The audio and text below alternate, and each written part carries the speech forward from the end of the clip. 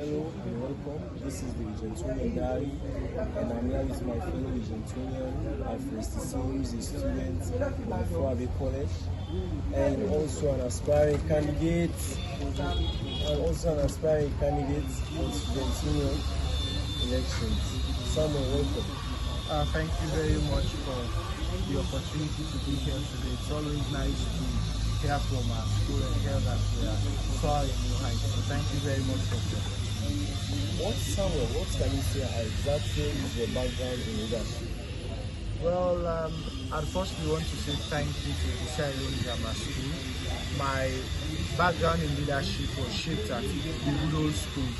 I went there in S1, and in the first year I was best debater.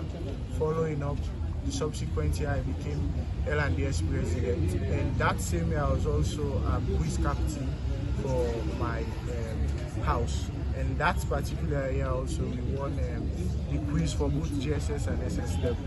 So it's all of those tiny positions of leadership that I've held over the years, combined with the work I did with Farm 360 quite recently, and even the one I am still doing with the Balding non-governmental organization, things that has shaped my leadership skills and I've continued to refine it. So yeah. How does that play into your aspiration as president for the FBC? Well, I think everything in life has to do with continuity. I have started on a fine path when it comes to leadership, and I want to continue with that. I see relapses on campus, and I want to fill those gaps. I also want to continue in other areas where progress has been made, fine infrastructure has been made. So I want also to continue in that light. So that is what fuels me to go for this. What are the frequent complaints made by pupils, and how do you think you and the members of your cabinet will tackle them? Well, they say one important part, usually when people are in crisis, they do not know they are in crisis. But the good thing for us is we know we are in crisis, and we know the problems, ranging from transportation to water supply, to insufficient classrooms, to even grade mishaps that usually happens. So my team and I have decided on a strategy, or a two-part strategy in solving these problems. So we will first look at the generic problems, those ones that have been on campus for years, try to solve them, and also look at the non-generic ones, or the ones that need improvement. We will also want to help in that area. So for the generic problems, we're looking at areas like transportation, increasing the amount of buses on campus, for water supply, ensuring we have a direct link with Sesay and Buma Valley to ensure that they provide water, and even try to find a more sustainable method that will last longer. For the grade problem, we're thinking of developing a system that will automate the grades of students. So instead of take away the human error almost completely.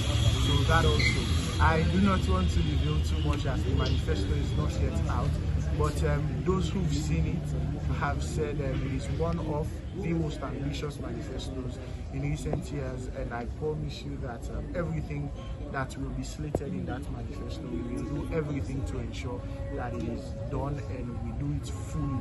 So yeah, and try and best and see how we can have continuity, develop a system that does not only temporarily solve the problem, but solve it for long term, because that is what we are aiming at. So yeah, those are just a few of the concerns.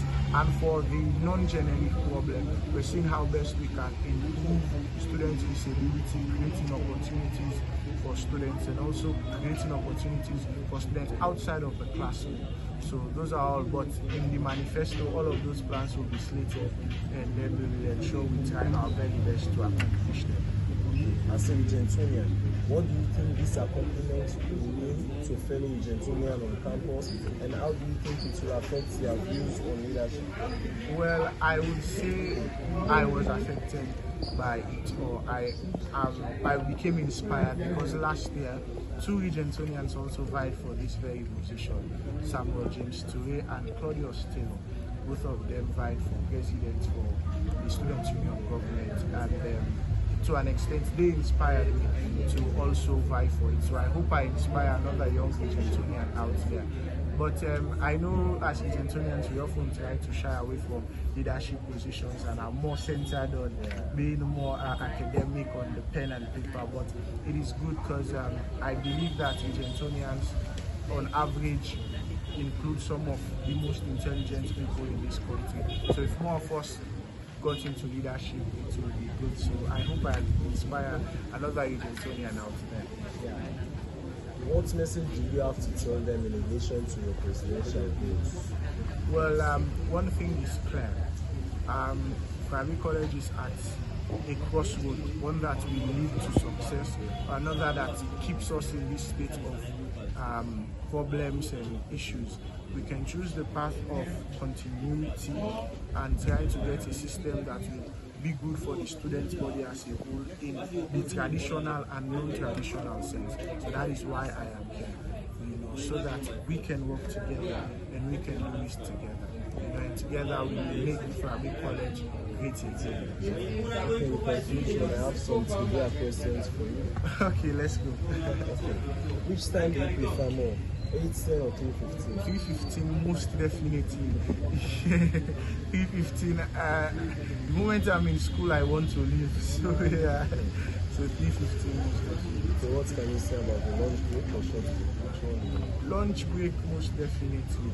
I used to play football every now and then.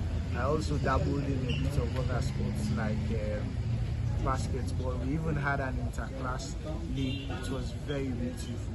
I played and I was the goalkeeper. I got a nickname that only Regentonians who know me know that nickname. So yeah, and those were the fun times, meeting people, working together, and trying that team building mentality and improving in that. Okay. Doing social education, club meeting or house meeting?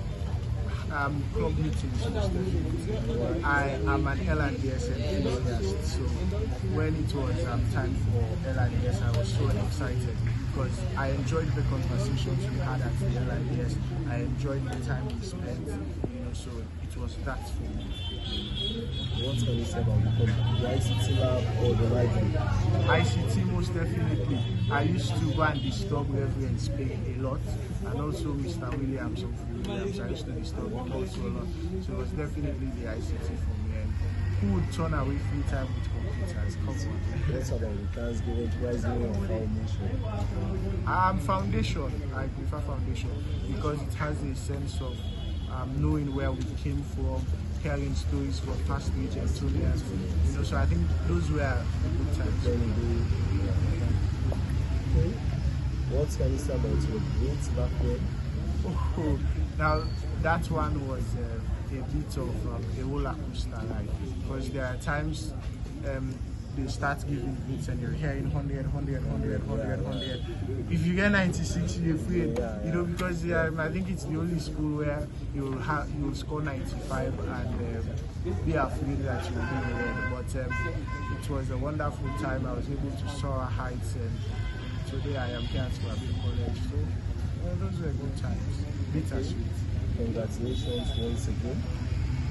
And how would you describe your time as pupil back when in Sierra Grammar School? Well, I'll describe it using 3 words: adventurous, fun, and educative. The reason I used those 3 was before coming to the grammar school, I was very socially awkward.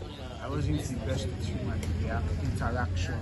So I think I learned that in the Bureau school. And a lot of people don't know this, but at the grammar school, it is not only academics. It is also outside of the classroom, how to relate with people better, how to be a better ladies man, how to dress well. So I think in a lot of ways the school taught me more than what the classroom ever did. And shout out to Mr. Woody. He was a teacher and an elder brother, and to some of us even a dad, because he was always there giving us advice, always trying to push us to our limits, to push past our limits. So that was what it was for me. So yeah, I'm thankful for all of that. That is how I would describe my time at the Bureau. Thank you. So thank you too, and it was a wonderful interview. It brought back so many memories. But yeah, I think we should say vote Team Alfred. Let's say vote.